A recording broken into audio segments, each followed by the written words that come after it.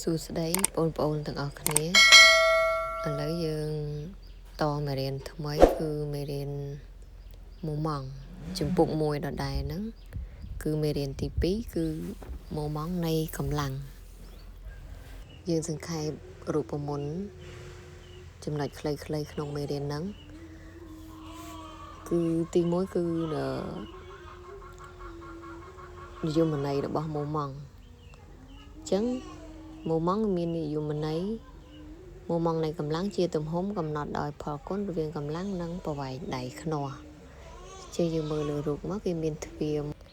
ចម្ងាយពីត្រចៀកទ្វារមកត្រង់កន្លែងយើងបើកហ្នឹងគេហៅថាប្រវែងដៃខ្នោះឬខ្សែសកម្មហើយត្រង់កន្លែងយើងចាប់បើកហ្នឹងគឺទិសដៅនៃកម្លាំងទិសដៅនៃកម្លាំងរបស់យើងគឺកែងនិងប្រវែងដៃខ្នោះ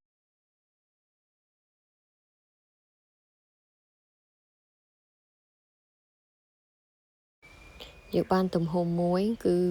មុំម៉ង់កម្លាំងស្មើនឹងកម្លាំងគុណនឹងប្រវែងដៃខ្នោះ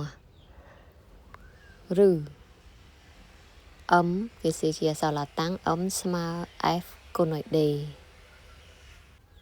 បន្ទាប់មកទៀតយើងចង់ទាញរូបមន្តអញ្ចឹងគេបាន s យើងទាញរក s គឺយើងបោះ d មួយអង្គទី1មក s ស្មើ m លើ d ឬក៏យើងទាញរក d បោះ s ទៅអង្គទី1ទៅយើងបាន d ស្មើ m លើ f តបមកយើងត្រូវចាំថាកម្លាំងតាំងដល់អក្សរ s ຂະຫນາດរបស់វាគឺគិតជាញូតុនហើយប្រវែងដៃខ្នោះតាំងដល់អក្សរ d គិតជាម៉ែត្រមុំម៉ង់នៃកម្លាំងតាំងដល់អក្សរ m គិតជាញូតុនម៉ែត្រត្រង់ហ្នឹងយើងត្រូវចាំរូបមន្តចាំការតាំង s តាំងអី d តាំងអី m តាំងអីຂະຫນາດគិតជាអីចេះចាំអស់ហើយមុំម៉ង់ហ្នឹងគឺចែកចេញជា2គឺមុំម៉ង់នៃកម្លាំងដែលធ្វើឲ្យអង្គធាតុវិលតាមទិសដៅទនិចនីលកាហៅថាមុំម៉ង់វិជ្ជមានហើយមួយទៀតគឺមុំម៉ង់នៃកម្លាំងធ្វើឲ្យអង្គធាតុវិល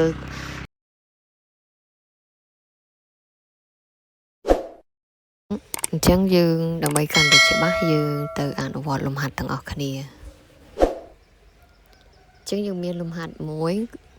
គឺថាកម្លាំងដែលត្រូវបញ្ចេញដោយមនុស្សម្នាក់គឺ100ញូតុនកែងនឹងដងសោ1ប្រវែង50សង់ទីម៉ែត្រដើម្បីរឹតប៊ូឡុងមួយតើគេត្រូវការមុំម៉ង់អបបរមាប៉ុន្មាន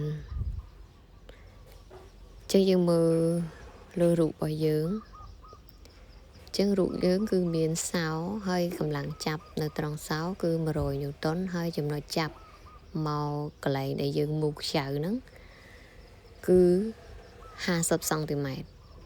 កន្លែងយើងមូកខ្ចៅមកចំណុចចាប់គឺប្រវែង50សង់ទីម៉ែត្រហើយកម្លាំងដែលយើងទាញមូកខ្ចៅហ្នឹងគឺកម្លាំង100ញូតុនអញ្ចឹងយើងមើលចម្លើយមកអញ្ចឹងគេសួររកមុំម៉ង់អបបរិមាអញ្ចឹងយើងរកមកគណនាមុំម៉ង់អបបរិមាអញ្ចឹងយើងតាមរូបមន្តរបស់យើងគឺ m ស្មើ s គុណនឹង d តោះមកយើងស្រង់សមត្ថកម្មរបស់យើងមកគឺ s ស្មើនឹង100ញូតុន d ស្មើ50សង់ទីម៉ែត្រស្មើនឹង50គុណនឹង10ស្វ័យគុណដក2ស្មើនឹង 0.5 ម៉ែត្រយើងសង់ទីម៉ែត្រយើងបំបែកទៅម៉ែត្រកន្លែងត្រង់ហ្នឹងគឺបាន10ស្វ័យគុណដក2តោះមកយើងបានជាជំនួសតាមរូបមន្តយើងគឺ m ស្មើនឹង s យើង100ញូតុនគុណនឹង d យើងគឺ 0.5 ម៉ែត្រវាស្មើនឹង50ញូតុនម៉ែត្រអញ្ចឹង50ញូតុនម៉ែត្រអញ្ចឹងញូតុនម៉ែត្រហ្នឹងគឺຂະຫນາດ m ហ្នឹងຂະຫນາດគិតជាញូតុនម៉ែត្រអញ្ចឹងដូចនេះមុំម៉ង់អបបរមា m ស្មើនឹង50ញូតុនម៉ែត្រចេះយើងមើលលំហាត់ហ្នឹងបើបងប្អូនអត់ទាន់ត្រង់ណាយើងអាច comment នៅខាងក្រោមបានណាអញ្ចឹងដើម្បីបានលំហាត់ថ្មីបន្តទៀតយើងជួយ Subscribe YouTube ម្នាក់មួយផងណា